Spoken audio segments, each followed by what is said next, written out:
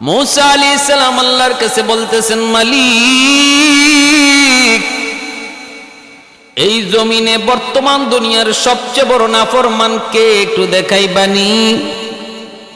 আল্লাহ বলতেছেন, মূসা 3 রাস্তার মুখে যেয়ে দাঁড়াও। দাঁড়াইলেন, দেখেন একটা মানুষ কুলের মধ্যে বাচ্চা নিয়া জঙ্গলের দিকে পাহাড়ের দিকে রওনা দেয়। দেখেই চলে আসলেন, চিনে ফেললেন এই লোকটা হলো বর্তমান জমানার সবচেয়ে বড় নাফরমান। বিকাল বেলা আল্লাহর পয়গম্বর জানতে চান, মালিক, নাফরমান তো দেখলাম, দুনিয়ার সবচেয়ে বড় ওলি কে একটু দেখাইবানি? আল্লাহ বলেন, যেখানে সকালে দাঁড়াইছো ওই জায়গায় যে দাঁড়াও।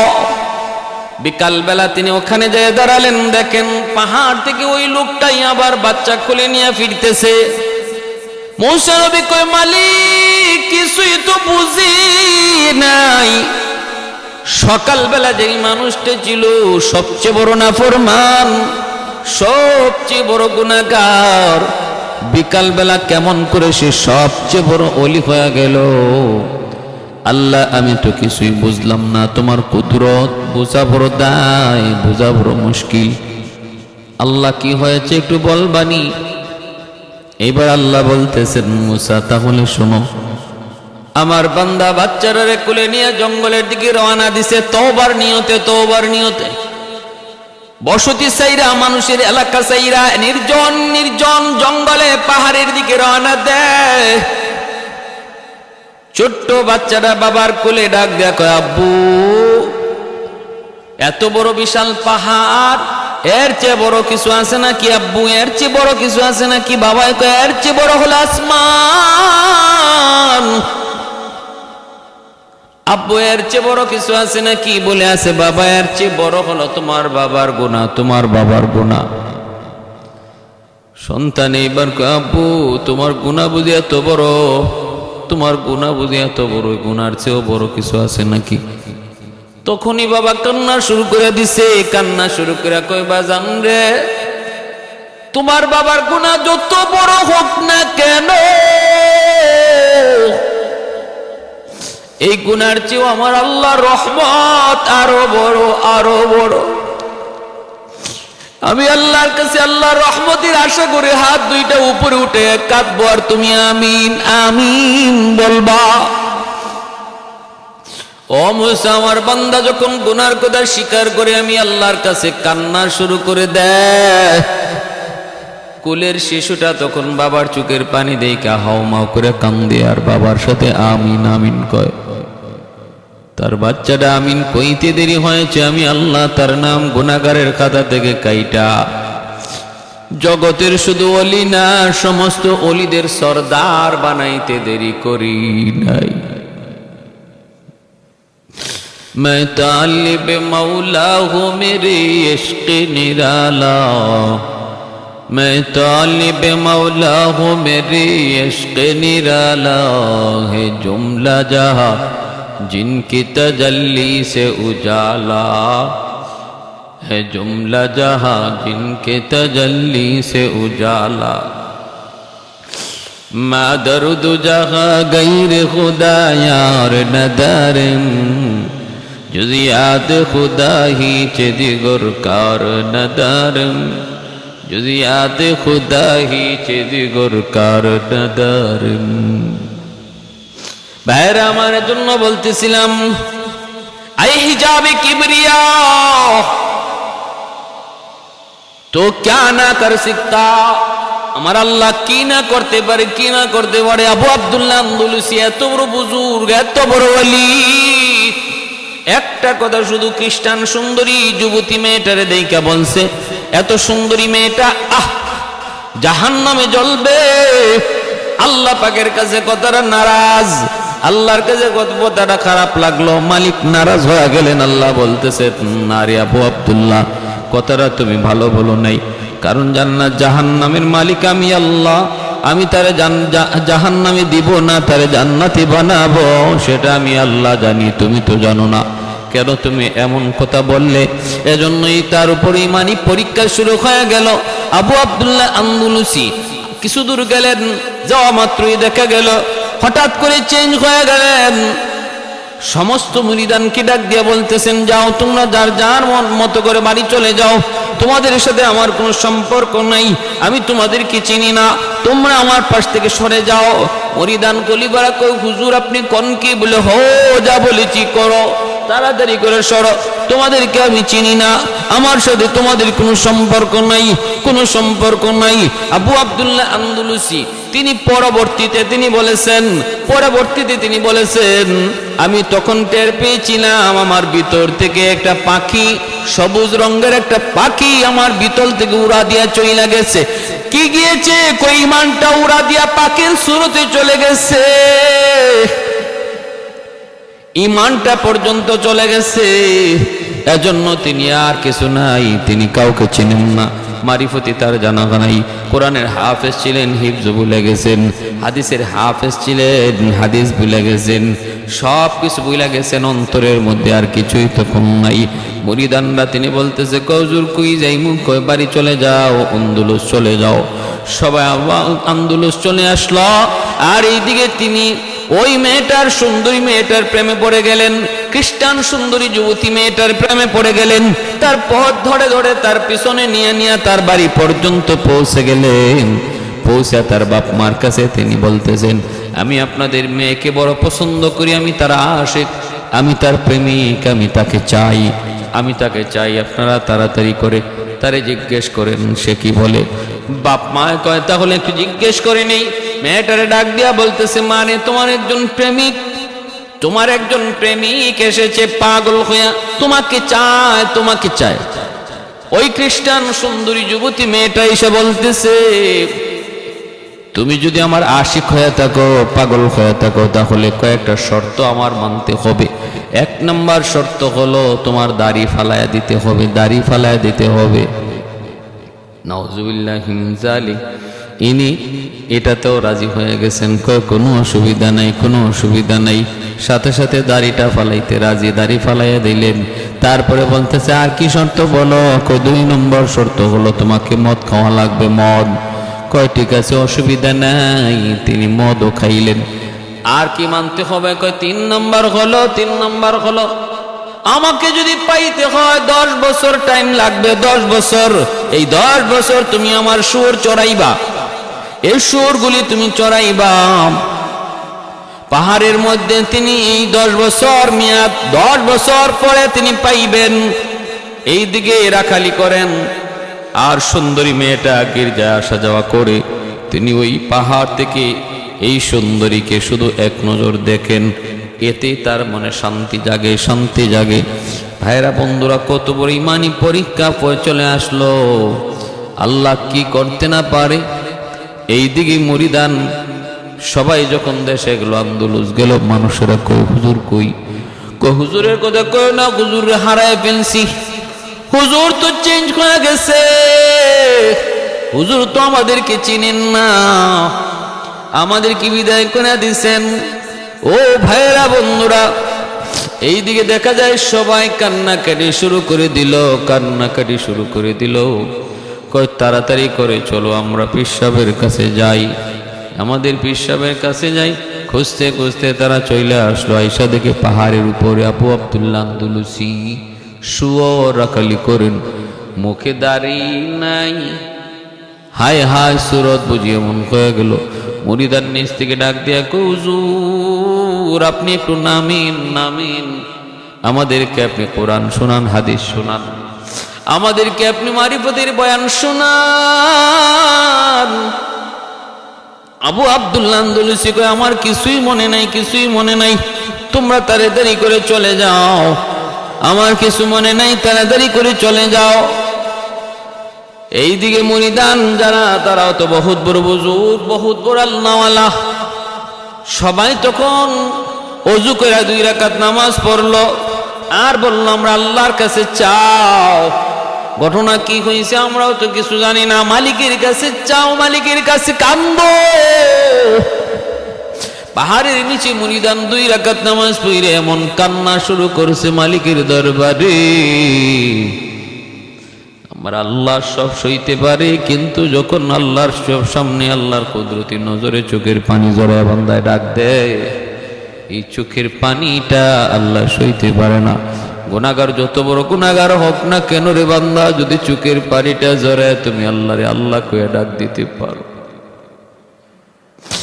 একবার যদি আল্লাহকে গল্লা কয়ে ডাক দিতে পারো, 70 বছরের গুনাহগার মূর্তির সামনে বসে বসে শুধু ইয়া সনমু ইয়া সনমু ইয়া সনমু করছে, একদিন জবান দিয়া কয়া সমাদু, সাথে সাথে আল্লাহ জবাব দিয়া দিছে। এজন্য চোখের পানি জিরো থেকে হিরো বানায় দেয়। লাইসা শাইউন আহাব্বু ইলাল্লাহি মিন কাতরাতাইন, কাতরাতু দুমুইন মিন খাশিয়াতিল্লাহ ওয়া কাতরাতু দামিন ইউহরাকু ফি সাবিলিল্লাহ। আল্লাহর নবী বলেন, দুইটা ফুটা আল্লাহর কাছে বড় দামি, বড় দামি। একটা ফুটা হলো রক্তের ফুটা, যেটা আল্লাহর রাস্তায় জিহাদ করে মুজাহিদের রক্তের ফুটা। আরেকটা ফুটা হলো চোখের পানির ফুটা, চোখের পানির ফুটা। এটা আল্লাহর কাছে বড় দামি, বড় দামি। এর যুবক ও আল্লাহর বান্দি ও আল্লাহর বান্দা, বিপদে পড়েছো, হতাশ না, নিরাশ না, কারো কাছে যাওয়া লাগবে না। সমস্যায় পড়ে গেছো, কারো কাছে যাওয়া লাগবে না, তদবিরও করা লাগবে না।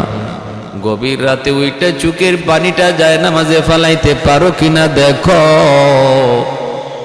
গভীর রাতে ওইটা চোখের পানিটা ঝরাইতে পারো কিনা দেখো। কারণ শেষ রাত আল্লাহ পাকের খাস দরবার খুলে যায়, আমার আল্লাহর খাস দরবার খুলে যায়। ওই সময় চোখের পানিটা ফালে আল্লাহর কাছে চাইতে পারো কিনা দেখো। এমন কোনো সমস্যা নাই যা আল্লাহ পাক সমাধান করতে পারে না।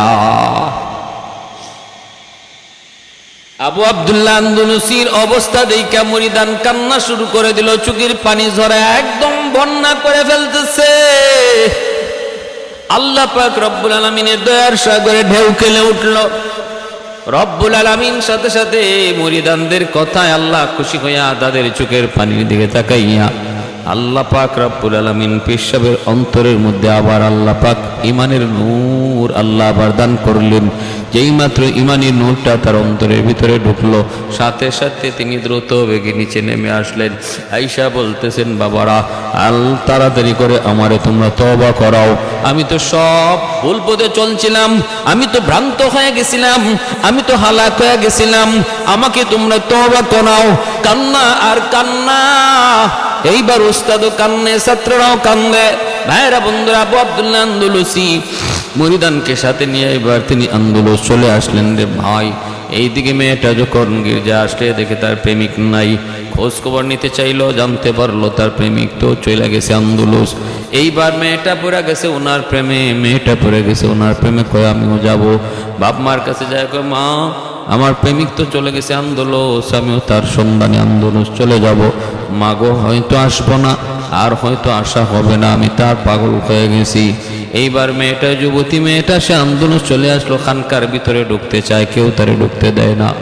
মানুষজনকে বয় আমারে ঢুকতে দাও, মানুষজন কেউ ঢুকতে দেয় না। কয় পেশাবের কাছে তুমি কেমন করে যাবে?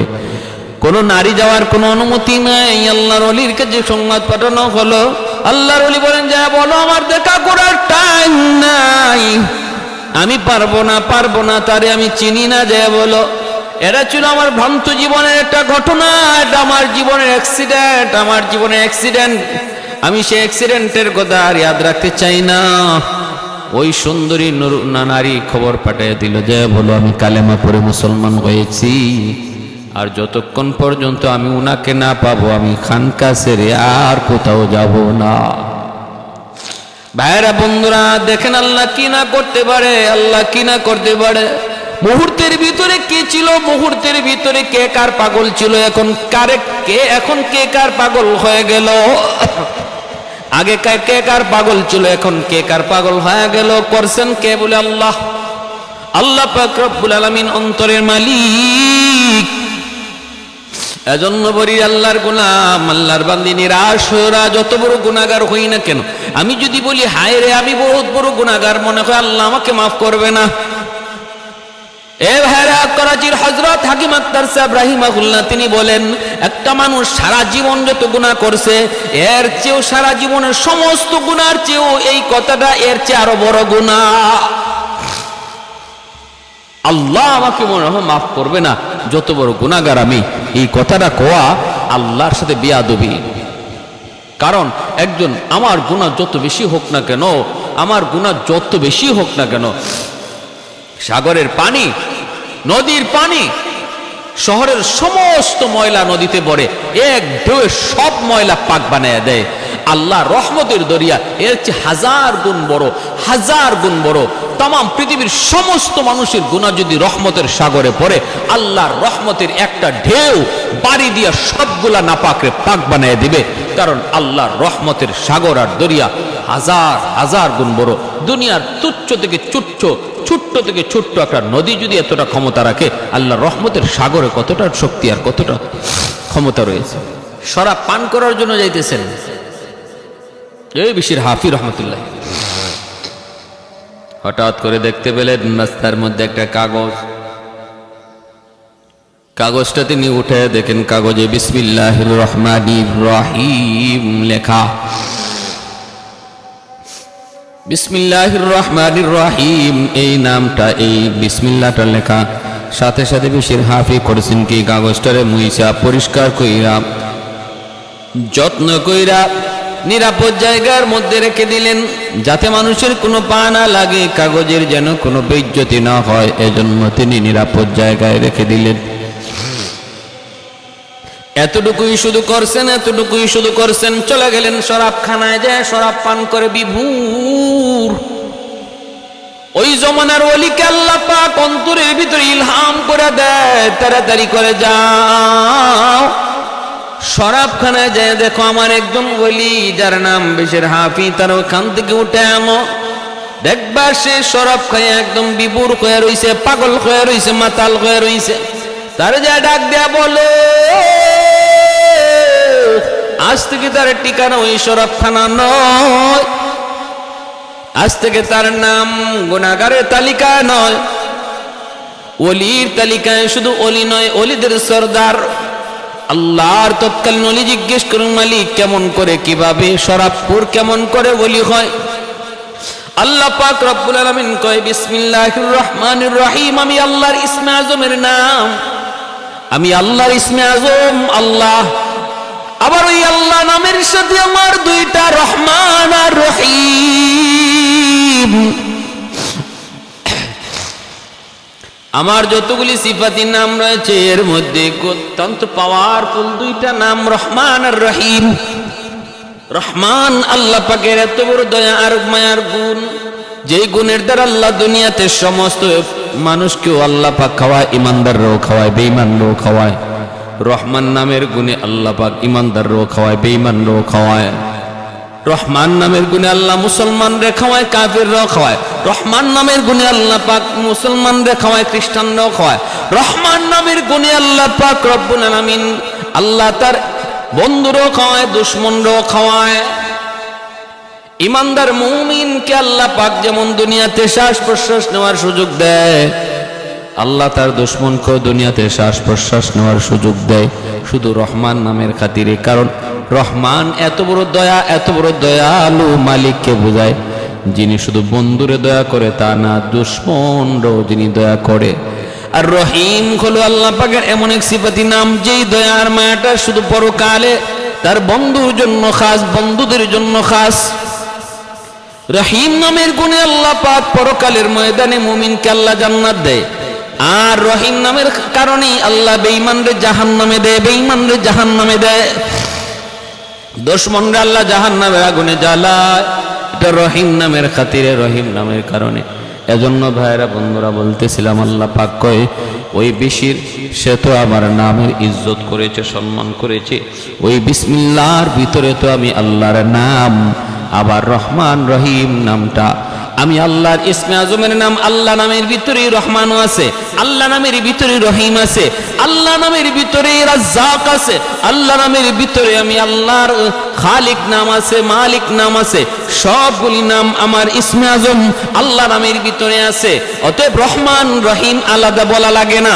তারপরও আমি আল্লাহ রহমান আর রহিম নাম বিসমিল্লাহর ভিতরে আলাদাভাবে উল্লেখ করলাম, শুধু এতটুকু বোঝানোর জন্য বান্দা কখনো তুমি নিরাশ হইও না, কখনো তুমি নিরাশ হইও না। যত বড় গুনাহগার হও না কেন, আমি আল্লাহর গুসার চেয়ে আমার রহমত প্রাধান্য পায়, আমি আল্লাহর গুসার চেয়ে আমার রহম প্রাধান্য পায়। আমার গুসা পিছনে থাকে, আমার রহমতের দয়ার সামনে থাকে। সুবহানাল্লাহ। আমার রহমতের দয়া সামনে থাকে, গুসা পিছনে থাকে। গুসা কখনো আমার রহম আর মায়ার আগে যাইতে পারে না। সাবাকাত রাহমাতি আলা গাদাবি।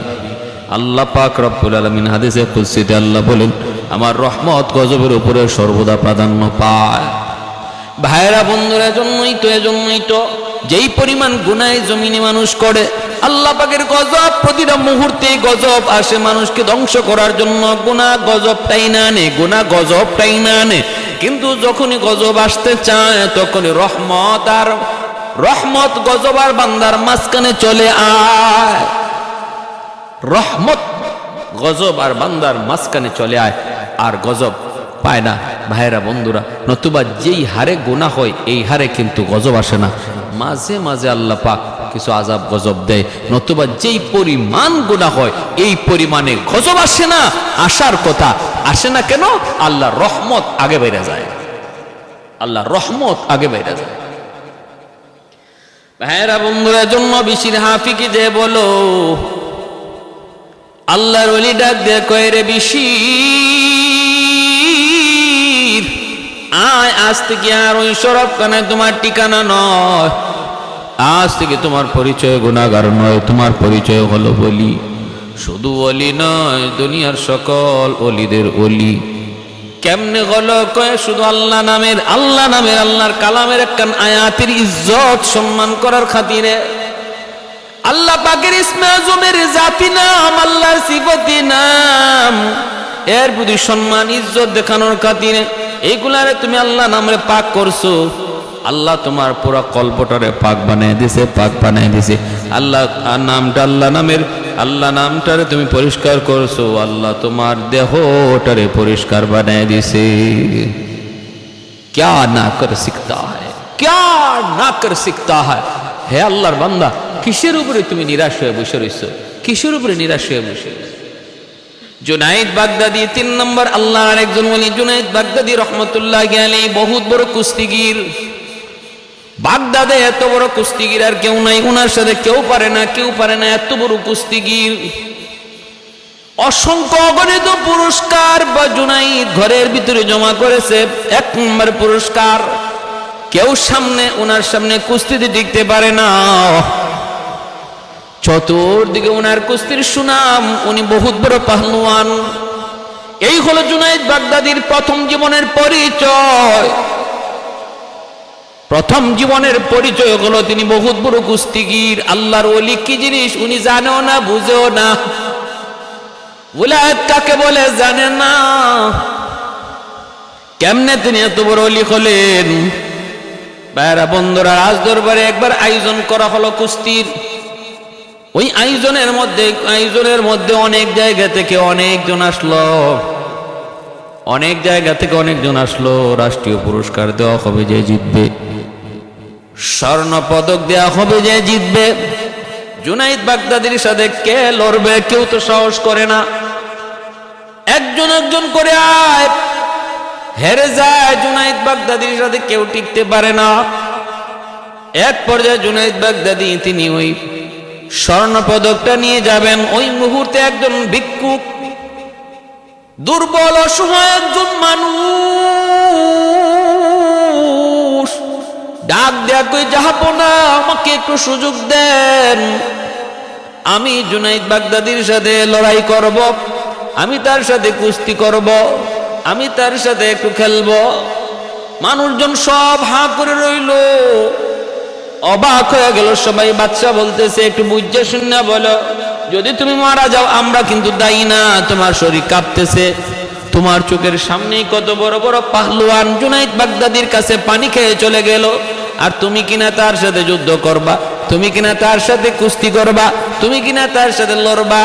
কেমন করে বলতেছো, হুঁশ আসেনি? ওই বৃদ্ধ মানুষটা তখন বলতেছে, যা বনাও 100 হুঁশ আছে, আমাকে একটু সুযোগ দেওয়া লাগবে, কারণ আপনার আইন এই কথা বলে না যে কোনো বৃদ্ধ মানুষ এই প্রতিযোগিতায় আসতে পারবে না, এমন কথা কিন্তু নাই। বলে হ্যাঁ, কথা ঠিক। ওপেন রাখা হয়েছে, সবার জন্য আম করে দেওয়া হয়েছে। আমাকে আপনি বাধা দিতে পারেন না? কয় না, আমি তোমাকে বাধা দেব না, তবে তুমি কাগজে লিখে নাও, যদি তুমি মারা যাও আমরা কিন্তু কেউ দায়ী না। কয় কোনো সমস্যা নাই, আপনি কাগজ কলম আনেন, কাগজে লিখে দেওয়া হলে আমার মৃত্যুর জন্য আমি দায়ী, আর কেউ দায়ী না, যদি এতে আমি মৃত্যুবরণ করি।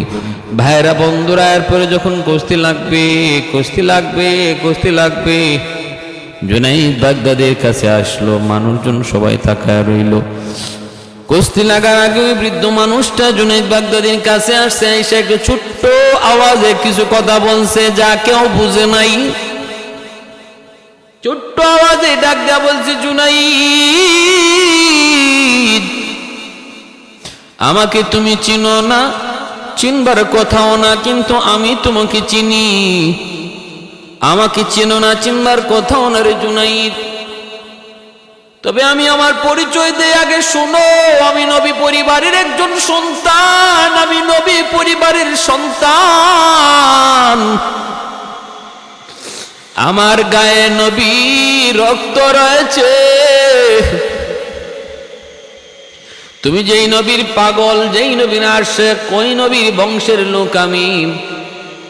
জুনাইদ, আমার পরিবারে আমার বিবি বাচ্চা আজকে 3 দিন যাবত উপবাস, ঘরে কোনো খানা নাই, আমি খানার কোনো ব্যবস্থা করতে পারি নাই রে জুনাইদ। শুনেছি আজকে কুস্তির প্রতিযোগিতা হবে, কুস্তির প্রতিযোগিতা, যে জিতবে তার স্বর্ণের মেডেল দেওয়া হবে। আজ যদি আমি কুস্তিতে জিতে যাই তাহলে স্বর্ণ পদকটা আমি পেয়ে যাব, আর আমার ঘরে খাওয়ানোর ব্যবস্থা হবে। ছোট ছোট বাচ্চাগুলি এখনো চিৎকার করে কাঁদতেছে ক্ষুধার যন্ত্রণায়। আসার সময় দুটা বাচ্চা আমার পা জড়ায়া ধরছে আর বলছে, বাবা আর পারি না, বাবা আর পারি না, আর সইতে পারি না, ক্ষুধার যন্ত্রণা সইতে পারি না। এ জুনাইদ, নবী পরিবারের দিকে খেয়াল কইরা একটু, একটা নবী পরিবারের কয়েকজন মানুষের মুখে একটু হাসি ফুটানোর জন্য তুমি কি তোমার জীবনের সমস্ত অর্জন বিসর্জন দিতে পারবা? নবীর খাতিরে তুমি কি পারবারে জুনাইদ? তোমার জীবনের অর্জন, তোমার জীবনের গৌরব, তোমার জীবনের কামাই সবকিছু আজকে কি তুমি কুরবানি দিতে পারবা নবীর জন্য? একটা নবী পরিবারের জন্য হাসি ফোটানোর নিয়তে তুমি কি পারবা ছোট্ট 2টা মাসুম বাচ্চার মুখে একটু হাসি ফোটানোর জন্য তুমি তোমার গৌরব আর অর্জনটাকে কুরবানি দিতে পারবা? একটু খেয়াল করে দেখো, যদি আজকে তুমি আমার কাছে ইচ্ছা করে হেরে যাও আর আমি যদি জিতে যাই তাহলে স্বর্ণ পদক পাবো, আমার করে খানা উঠবে, আমার ছোট ছোট বাচ্চাগুলি ক্ষুধার যন্ত্রণা তাদের কাটবে, তাদের মুখে হাসি ফুটবে। আমার গায়ে নবীর রক্ত, আমার সন্তানের গায়ে নবী পরিবারের রক্ত, দেখো একটু পারো কিনা? এই কথাটা জুনাইদ বাগদাদির কানে যখন আসলো, জুনাইদ চোখ থেকে দর দর করে পানি পড়ে আর কান্দে আর কই, মালিক এতদিন পর্যন্ত আমি যে কাজটার অপেক্ষায় ছিলাম বুঝি আজ আমি পেয়ে গেছি।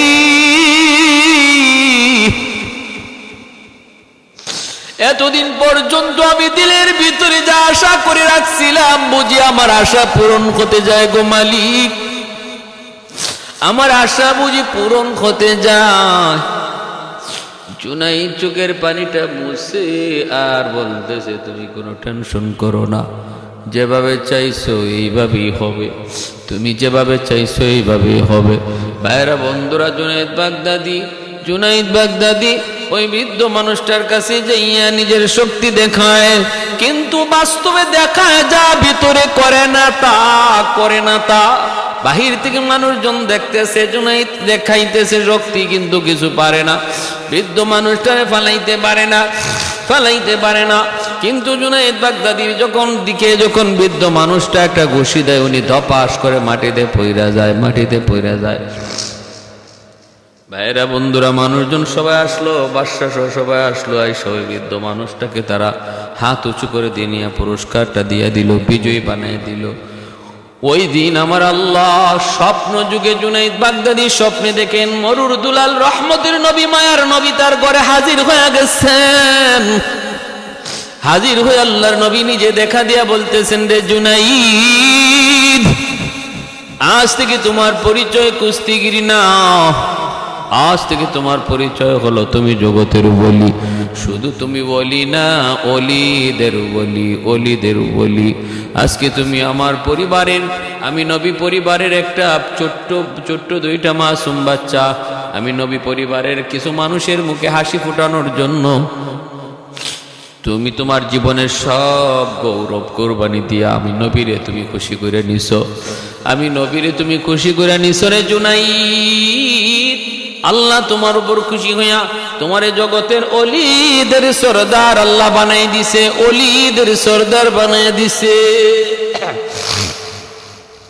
আমার বাইরে। এরপর থেকে জুনাইদ বাগদাদি এতটা বিনয়ী, এতটা নম্র হয়ে গেছেন, কখনো তিনি কথা বুঝাইতেন না যে তিনি বহুত বড় কিছু হয়ে গেছেন। এজন্যই তো জুনাইদ বাগদাদি তিনি স্বপ্ন যুগে একদিন দেখতে পেলেন একজন মানুষ জাহান্নামী চেহারার জুনাইদ বাগদাদির সামনে আইসা কাঁদতেছে। তিনি বলতেছেন, কে গো তুমি, কি তোমার পরিচয়? লোকটা বলতেছে, হুজুর, আমি আপনার গ্রামেরই একজন মানুষ, আজ অনেক দিন হয় আমার মৃত্যু হয়েছে, গুনার কারণে কবরের ভিতরে আমি আযাব ভুগতেছি, কঠিন থেকে কঠিন আযাবের মধ্যে আমি আছি। কিন্তু হুজুর জানেননি, আমার দুনিয়াতে কোনো আওলাদ নাই, আছে শুধু একটা মেয়ে। আমার ওই মেয়েটা আজও পর্যন্ত আমার জন্য আল্লাহর কাছে কিছু চায় নাই, দান সদকা করে নাই, আমার কথা একবারের জন্য ইয়াদ করে নাই। এ আল্লাহর গোলাম বা সন্তানরে দিন শিখায় যাও, নতুবা তোমার সন্তান মৃত্যুর পর তোমার কথা ইয়াদ করবে না, তোমার নাম নিবে না, হাত উঠে আল্লাহর কাছে বলবে না, মালিক আমার আব্বারে মাফ করে দাও, আল্লাহ আমার আম্মারে মাফ করে দাও, এমন কথা বলবে না যদি দিন না শিখাও। যদি তুমি তারে কোরআন না শিখাও, কলেজে পড়াও, কিন্তু শিশুকালে তারে মাদ্রাসায় পড়াও, ডাক্তার বানাও, কিন্তু শিশুকালে মাদ্রাসায় পড়াও। রে আল্লাহর গোলাম, 5টা বছর নুরানি মাদ্রাসায় পড়া নেও, তাহলে ছেলেটা কলেজে গেল, ডাক্তার হলে, ইঞ্জিনিয়ার হলে, সে নামাজি হবে, দিনদার হবে। মার কথা বাবার কথা ইয়াদ করে দোয়া করবে, রব্বির হামহুমা কামা রব্বায়ানি সগীরা। আল্লাহ আমার আব্বারে মাফ করো, আল্লাহ আমার আম্মারে মাফ করো। 5টা বছর নুরানি মাদ্রাসায় পড়াইলে তোমার ছেলে ইয়াসিন মুখস্থ করবে, সূরা ওয়াকিয়া মুখস্থ করবে, জানাজার নামাজ পড়ানো শিখবে, বাবার জানাজা পড়াইতে পারবে, মার জানাজা পড়াইতে পারবে, সহি শুদ্ধ করে কোরআন তিলাওয়াত শিখবে। এ বাপ মার জিম্মাদারি আদায় করবে। আর যদি শিশুকালে তারে দিন না শিখাও, যত বড় ডাক্তার হোক, যত বড় ইঞ্জিনিয়ার হোক, বাপ মার জন্য ইয়াদ করবে না, বাপ মার কথা ইয়াদ করবে না, বরং ঝামেলা মনে করে বৃদ্ধাশ্রমে দিয়ে দিবে। আজও পর্যন্ত কোনো বৃদ্ধাশ্রমে আলেম, হাফেজ, মুফতি সাহেবের বাপ মা পাওয়া যায় না। পাওয়া গেলে গেছে বড় বড় ইঞ্জিনিয়ার, বড় বড় ডাক্তার, বড় বড় প্রফেসরের বাপ মা। মানলে মানেন, না মানলে নাই, খোঁজ নিয়ে দেখেন। এক মা তো সন্তানের কাছে চিঠি লিখছিল বৃদ্ধাশ্রমে বইয়া, বাবা আমার জীবনের পরিণতির জন্য আমি নিজে দায়ী, তোমারে আমি মাদ্রাসায় পড়াই নাই, তোমারে মাদ্রাসায় পড়াই নাই, এজন্য আমি নিজেই দায়ী আজ আমার এই পরিণতির জন্য। যদি মাদ্রাসায় পড়াইতাম, আলেম হইতা, তাহলে আমি মাকে আজ বৃদ্ধাশ্রমে থাকতে হতো না। কারণ হলো আমি আজ 3 মাস 6 মাস হয়ে যায় বৃদ্ধাশ্রমে। আমি ডাক্তারের মা বাপ মা দেখেছি, এই বৃদ্ধাশ্রমে ইঞ্জিনিয়ারের বাপ মা দেখেছি, এই বৃদ্ধাশ্রমে শিল্পপতির বাপ মা দেখেছি, কিন্তু আমি কোনো আলেমের বাপ মাকে বৃদ্ধাশ্রমে দেখি নাই। এজন্য বাবা, আমার পরিণতির জন্য আমি দায়ী। তোমাকে একটা উপদেশ দেই, তুমিও যেন আমার মতোই পরিণতি ভোগ করতে না হয়। তোমার সন্তানটারে অন্তত মাদ্রাসায় পড়ায়ও, তোমার সন্তানটারে অন্তত হাফেজে কোরআন বানায়ও, তোমার সন্তানটারে অন্তত কোরআন শিখায়ও। যদি না করে আমাদের মতো ভুল করো, তাহলে লিখে রাখো কপালে, তাই লিখে রাখো আমাদের যা হচ্ছে তোমার ঠিকানাও শেষ বয়সে বৃদ্ধাশ্রম হবে। প্যারে হাজির, এজন্য বলি জুনাইদ বাগদাদি স্বপ্নে দেখতেছেন লোকটা কান্দে আর বলতেছে, হুজুর আমার একটা মেয়ে আছে, আমার এই মেয়েটা আজও পর্যন্ত আমার জন্য আল্লাহর কাছে কোনো দোয়া করে নেই। যদি একটু আপনি তারে বলতেন, আমার আল্লাহ জানাইছেন সে যদি আমার জন্য দোয়া করে, আল্লাহ পাক আমার কবরের আযাব মাফ করে দিবে। কারণ বাপ মার জন্য সন্তানের দোয়া যেমন কবুল, সন্তানের জন্য বাপ মার দোয়াও তেমন কবুল। মনে রাখবেন, মা বাবা যদি সন্তানের জন্য দোয়া করে কবুল, সন্তানও যদি বাপ মার জন্য দোয়া করে এই দোয়াও আল্লাহর কাছে কবুল। এজন্য সন্তান জানাজার নামাজ পড়াবে, এটা আল্লাহর কাছে আগে কবুল হবে। সন্তান বাপ মার জন্য দোয়া করবে, আল্লাহর কাছে আগে কবুল হবে। আর আলেম ওলামা আইনা বাপ মার জন্য দোয়া করাই বা করাও ভালো কথা, কিন্তু মনে রাখো নিজের দোয়া আল্লাহর কাছে আগে কবুল হয়। আল্লাহ আমার আব্বারে মাফ করো, আল্লাহ আমার আব্বারে মাফ করো, আমার আব্বারে সুস্থ করে দাও, খতমে শিফা পড়াইবা। কিন্তু আজকে বড় দুঃখ, অনেক সন্তান আছে এমন আলেম ওলামা আইনা বাপ মার জন্য খতমে শিফা পড়ায়, কিন্তু নিজে বয় না, নিজে দোয়া পড়ে না, নিজে দোয়া শরীক হইতে চায় না। টাকা দিয়েই মনে করে বাপ মার জন্য দোয়া করায় নিতেছে। যত টাকাই দাও, যত পয়সাই দাও, অন্য মানুষ তোমার মার জন্য বাবার জন্য চোখের পানি জড়ে কাঁদবে না রে যুবক। তুমি যদি মার জন্য হাত উঠাও, বাবার জন্য হাত উঠাও, এখানে টাকা পয়সা লাগে না, দিল থেকে তোমার কান্না বের হয়ে আসবে, যেই কান্নাটা আমার আল্লাহ পর্যন্ত পৌঁছে যাবে। এজন্য বলি আল্লাহ পাক রব্বুল আলামিন বলে জানাইছে, হুজুর আমার মেয়েটার একটু বইলেন। ঘুম থেকে ওঠার পর জুনাইদ বাগদাদি তিনি ওই মেয়েটার সন্ধানে চললেন। মানুষকে জিজ্ঞেস করেন, মানুষেরা কয় হুজুর মেয়েটার চরিত্র খারাপ, ওর কাছে আপনি কেন যাবেন? তিনি বললেন, বলো কোথায় গেলে পাবো? কয় নদীর ঘাটে নিচে গেলেন। মেয়েটাকে পাইলেন, মেয়ে কয় ও মৌলবী তুমি আবার কি চাও? জুনাইদ বাগদাদি বুঝে গেলেন, মানুষেরা রিপোর্ট দিল মেয়েটার চরিত্র খারাপ, দুষ্ট খারাপ। আল্লাহর ওলি বলেন, মারে আমি কোনো উদ্দেশ্য নিয়ে আসি নাই, একটা খবর নিয়ে এসেছি। বলে কার খবর? কয় খবর হলো তোমার বাবার। কয় আমার বাবার আবার কিসের খবর? বাবা তো বহু আগেই মারা গেছে, কবরে চইলা গেছে, বাবার কিসের খবর? আল্লাহর ওলি বলতেছে, তোমার ওই মৃত বাবার খবর স্বপ্ন যুগে আমি আজ দেখেছি। কবরের মধ্যে সে ভীষণ আযাবে আছে রে মা। আল্লাহ নাকি জানাইছে, তুমি তার জন্য যদি কোনো সদকা করো, দান করো, অথবা তার জন্য হাত ধরে আল্লাহর কাছে কান্দো, আল্লাহ তার কবরে আযাব মাফ করে দিবে।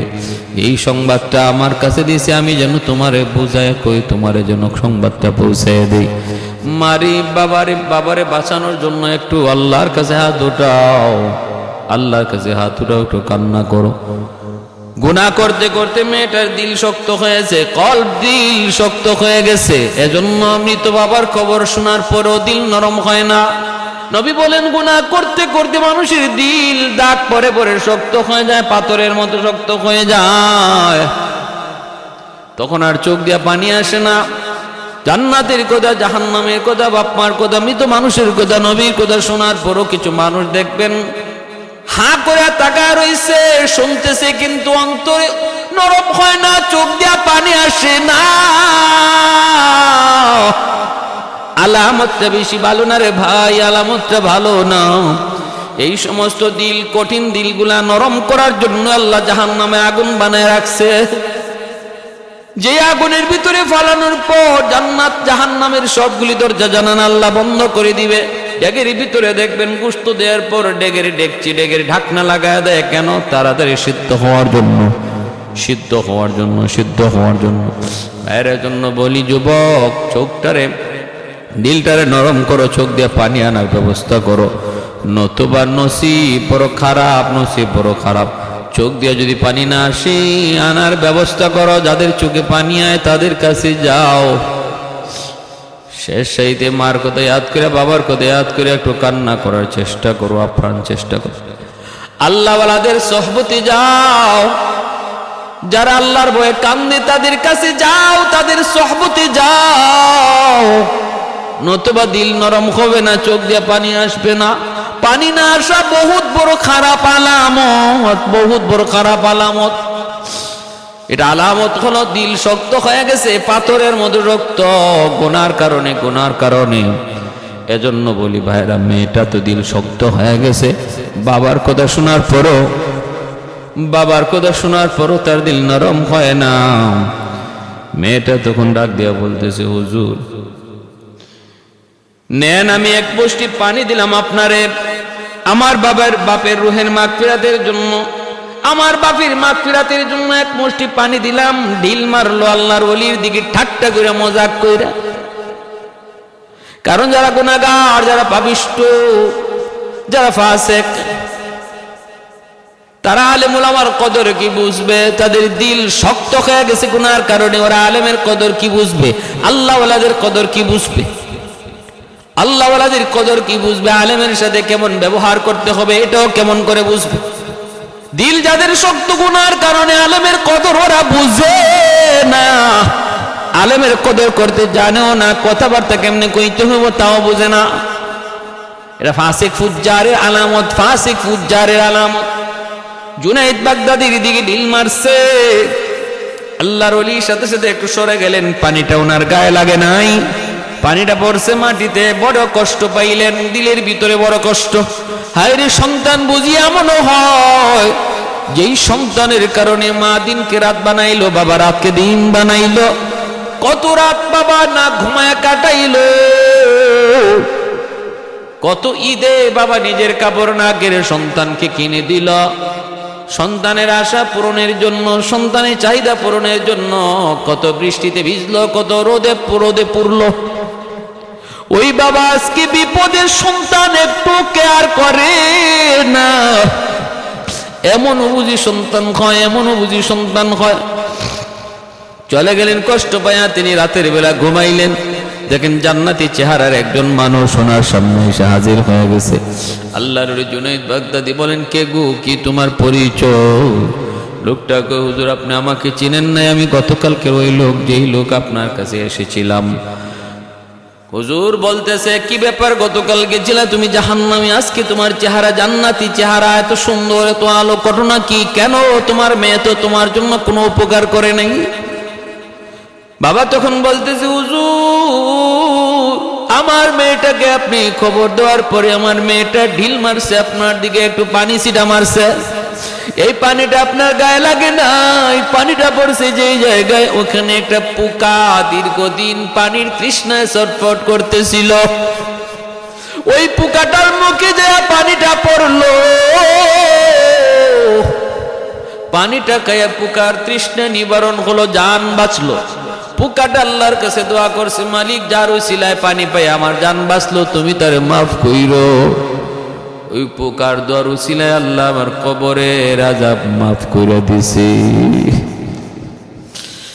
আহাদুন লাইসা কামিসলি সামাদুন লাইসা কাফাদলি লিমানিল মুলকু তুকুই তু সাজাওয়ার খুদাই তু খুদাওয়ান্দে আমি নি তু খুদাওয়ান্দে ইয়াসারি তু খুদাওয়ান্দে জামি নি তু খুদাওয়ান্দে সামাই তু রহিমি তু করিমি তু সামিঈ তু বসীরি তু মুইজ্জি তু মুযিল্লি তু মালিকিল আরশি বজাই বরি আজ খুরুদন ও খুফতন বরি আজ তহমতে মরদন বরি আজ বিম উমি দি বরি আজ রঞ্জবালাই। সুবহানাল্লাহ। তাহলে একটা পুকার দোয়ার উসিলায় আল্লাহ বাবার কবর আযাব মাফ করে দিছে। জুনায়েদ বাগদাদি এই কথা শুনছেন, আল্লাহ স্বপ্ন যুগে তার এই ঘটনা দেখাইছেন। আমার ভাইয়েরা বন্ধুরা, তাহলে এবার বুঝুন ওই জুনায়েদ বাগদাদি যে এত বড় ওলি হইলেন, এত বড় বুজুর্গ হইলেন, হ্যাঁ, আল্লাহ পাক তার প্রথম জীবনে কি ছিল, প্রথম জীবন ছিল কি, আর শেষ জীবনে করলেন কি, ক্যা না কর শিখতা হয় আই হিজাবে কিবরিয়া। এজন্য বলতেছি আমাদের নিরাশ হওয়ার কোনো সুযোগ নাই। আমরা হাইরে আমার বুঝি বাঁচার কোনো উপায় নাই, আমার বুঝি আল্লাহর ওলি হওয়ার কোনো পথ নাই, আমি আবার ওলি হইব যে গুনাহ করছি, যে অপরাধ করছি। না ভাই, এই ধরনের চিন্তা ভাবনা, হ্যাঁ, হাকিম আখতার সাহেব রহমতুল্লাহি আলাইহি তিনি বলেন সারা জীবনের গুনাহ যদি এক পাল্লায় রাখা হয় আর হের এই কথাটা যদি এক পাল্লায় রাখা হয়, এই কথার গুনার পাল্লাটা ভারী হয়ে যাবে। কারণ এটা আল্লাহ পাক রব্বুল আলামিনের, আল্লাহ পাকের উপরে তার ভ্রান্ত গুমান, আল্লাহ পাকের ধারণা, আল্লাহর উপর তার ধারণাটা ভ্রান্ত, আল্লাহর উপর ধারণাটা ভুল, আল্লাহর উপরে তার চিন্তা চেতনা ভুল। এই কারণে আল্লাহ তার উপরে এতটা নারাজ হয়ে যায়। ভাইরা বন্ধুরা, যে পরিমাণে গুনাই করি না কেন, এখনো সময় আছে তওবা করার, এখনো সময় আছে আল্লাহর ওলি হওয়ার। তওবা করা মাত্রই লোকটা জিরো থেকে হিরো হয়ে যায়। চোখে এক ফোঁটা পানি ফালানো মাত্রই একটা মানুষ জিরো থেকে হিরো হয়ে যায়। আল্লাহ মুহূর্তের ভিতরে তার পিছনে সব গুনাহ খাতাকে মুছে তার আমল নামায় কোনো গুনার চিহ্ন পর্যন্ত না রেখে আল্লাহ তার ওলির খাতায় নাম লিখে দেয়। আত্তাইবু মিনাজ যামবি কামান লা যামবা লা। নবী বলেন এমন ভাবে আল্লাহ তওবা কবুল করে যেন সে গুনাহ করেই নাই, যেন সে গুনাহ করেই নাই। যুবক, হাতে ধরে বলি, পায়ে ধরে বলি, যুবক, এখনো টাইম আছে। অনেক অন্যায় হয়ে গেছে জীবনে, অনেক অন্যায় হয়ে গেছে, এখনো সময় আছে, ফিরে আসো, এখনো সময় আছে, ফিরে আসো। উলামায়ে কেরামের সোহবতে আসো, ওলি আল্লাহদের কাছে যাও, ওলি আল্লাহদের সোহবতে যাও, তাদের পাশে যাও। যৌবন কালটাই হলো আল্লাহর ওলি হওয়ার বয়স, যৌবন কালটাই হলো আল্লাহর ওলি হওয়ার বয়স। যত আল্লাহর ওলি হয়েছেন সবাই যৌবনে আল্লাহর ওলি হয়েছেন। এই যৌবন কালটা যারা আল্লাহর ভয়ের সাথে কাটাইতে পারে, এই যৌবন কালে সে আল্লাহর ওলির খাতায় তার নাম লেখা হয়। প্যারে হাজিরিন,